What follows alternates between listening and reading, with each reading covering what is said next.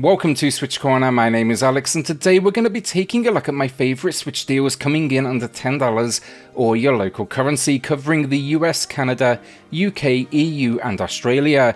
It's a good week, even if Team 17 they are making a big contribution to these deals with a massive sale on right now. With that though, hit subscribe, join us here on SwitchCorner for reviews and deals near daily, and let's get started. First up, Doom 3 gets a new low price, 75% off, and this one, it's a bit of a polarizing release for the series, but I really liked it. I played it back at release. I can see why people didn't like it. It leaned into the horror elements more. It's got this slower pace as well. Also, the image just generally darker. It calls for a flashlight a lot of the time, but I liked this spin on the world. It's also got a pretty long campaign, this one. It's clocking in at around 11 hours, which at the time of release was one of the longest they've seen.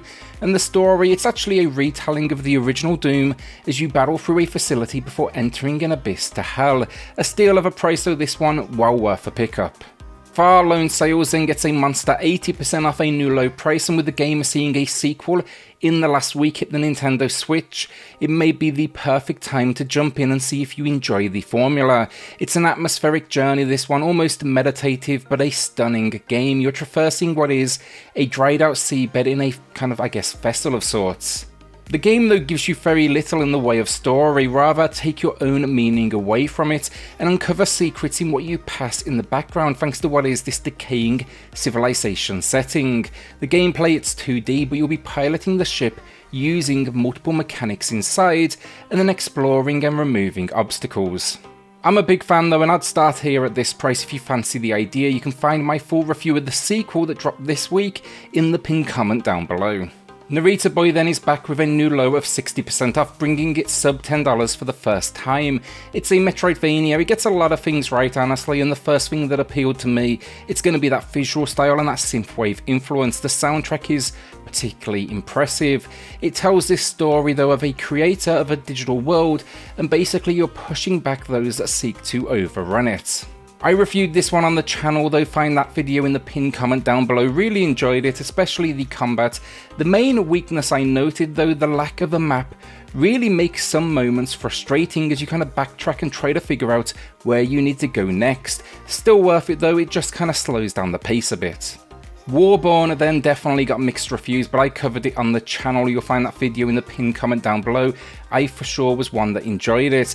I'm a big fan of strategy, and this one it is turn-based. Simple enough story, honestly. Factions are battling for control, but I ended up enjoying the story as it showed multiple angles and almost opinions.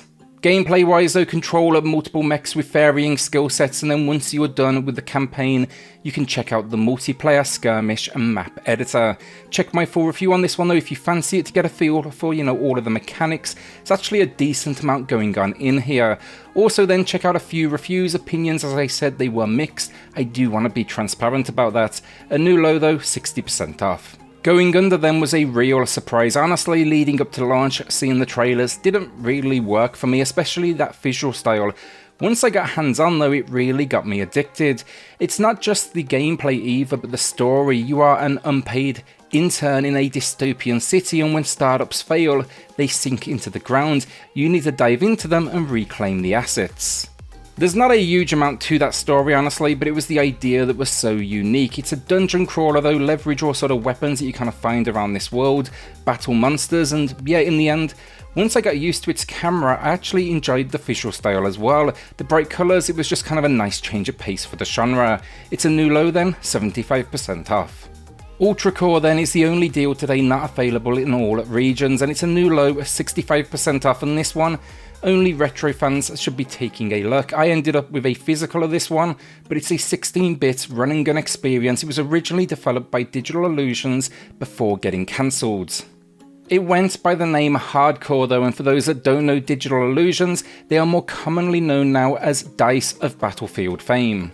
It's not an easy game though, this one, but if you like your run and gun platforming, come here. It's even been modernised then with twin stick controls. They finished off the game as well, making it 5 levels with boss moments, and it even packs an optional new synthwave soundtrack. It was definitely worth saving the game though, and it comes recommended from me. My pickup of the week then, Overboard. I've been wanting to check this one out for a while because I've heard countless good reviews.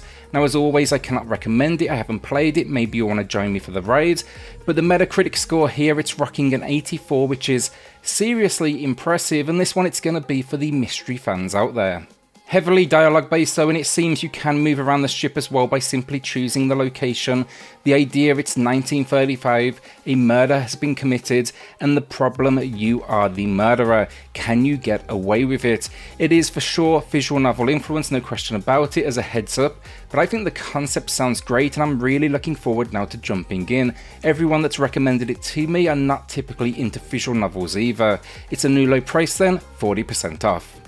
Before we get into the final 3 games of the week then, Kirby and the Forgotten Land today got a free demo on the eShop, and my understanding it's packing 3 levels to test out, diving into all the new abilities, and what I'm most excited for actually, a couple of difficulty options.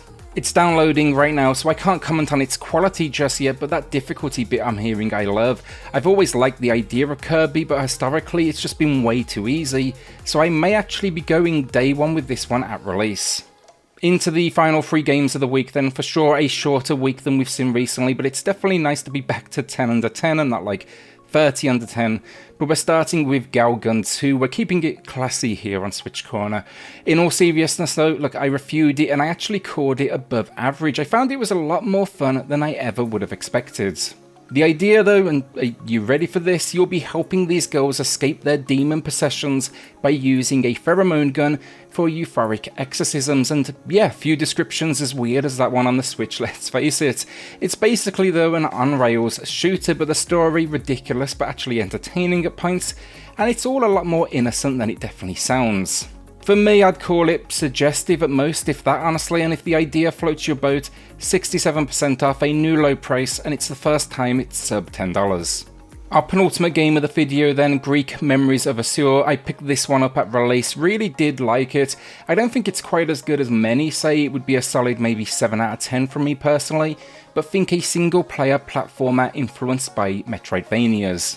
You'll be controlling though 3 siblings, escaping what is essentially this ongoing war. The game though, it packs in platforming, a whole lot of exploration, it's not linear, and then also puzzles. The thing that makes it unique though, you can actually switch between siblings, which is great, but you can also then control multiple at a time, and honestly, sometimes it can be a little bit awkward and frustrating, so just know that going in. It's a good idea, I just think it could still be fine-tuned a little bit more. Our final game of the video then, The Mighty Doom, and if you do not own it, buy it, it's 75% off, a new low price. It's a masterpiece of a first-person shooter that always ranks in my top shooters on the Switch videos. I'll link the most recent one down below, and the only concern about the price here that you should really have is, do I have the space for it, because it's coming in at a monster 22 gigs, so not small at all. It's definitely worth it though. This is just one of those games that makes the Switch feel so special, Doom in the palm of your hands, and panic button crush the port work here with this one. Now yes, it's not 60 frames per second, but it's a pretty damn stable 30 and the gameplay feels great. For me, it took a little while to get used to the controls, the Pro, the Joy-Con, not particularly fine-tuned for the genre, but again, once I got used to it, absolutely worth it.